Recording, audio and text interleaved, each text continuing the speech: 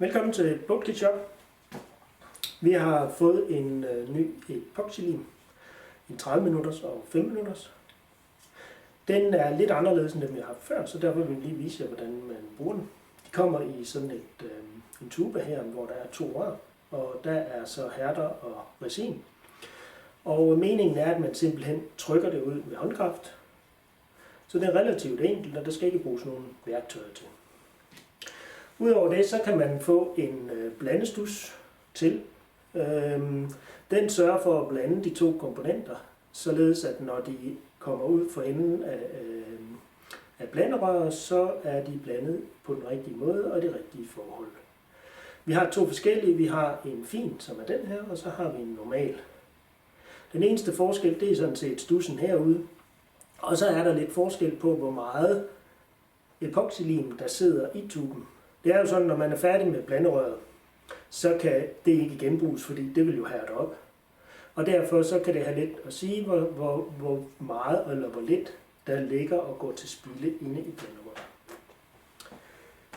Lad os prøve at se på selve epoxylimen. Når vi skal arbejde med epoxylim, så anbefaler jeg altid, at man tager handsker på. Dem kan man også købe hos os. Det her, det er nitrilhandsker. Og det er det rigtige materiale, når vi skal arbejde med epoxy. Selve limtuben, den har heroppe en hætte. Og den hætte kan man dreje, og så kan man tage den af. En lille detalje er, at den har en tap her.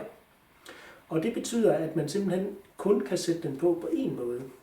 Og det kan jo have den fordel, at hvis man nu fik vendt den forkert, så vil man få blandet resin og hærder i selve hætten, og så vil man altså ikke have mulighed for at tage den af igen.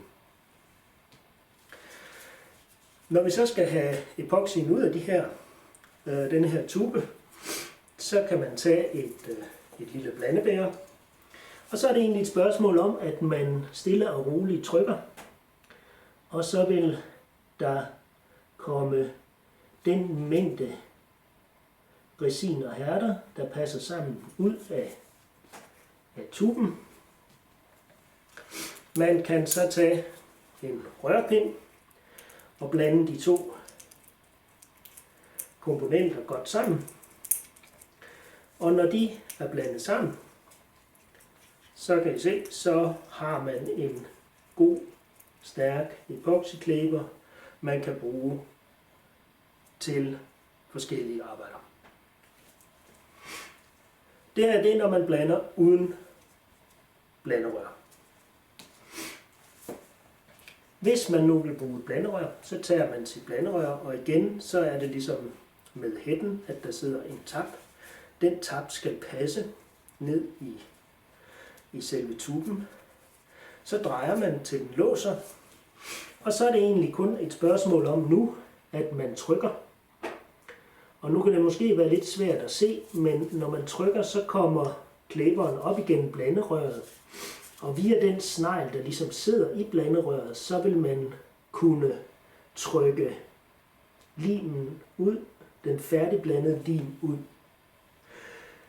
Man skal være opmærksom på, når man bruger som blanderør, så skal man lige kassere den første stykke, der kommer ud. Det er fordi, der kan være lidt omkring blandeforholdet, så det ikke er helt ideelt.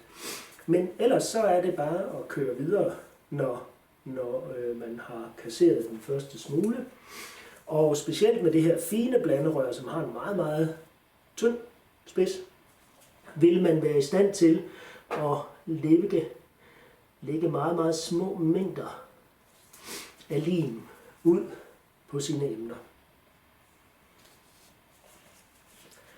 Når man er færdig, tager man blanderøret af. Som sagt, så bliver vi nødt til at kassere det. Og så kan man sætte hætten på igen, lukke, og så kan man arbejde videre med tuberne en anden dag.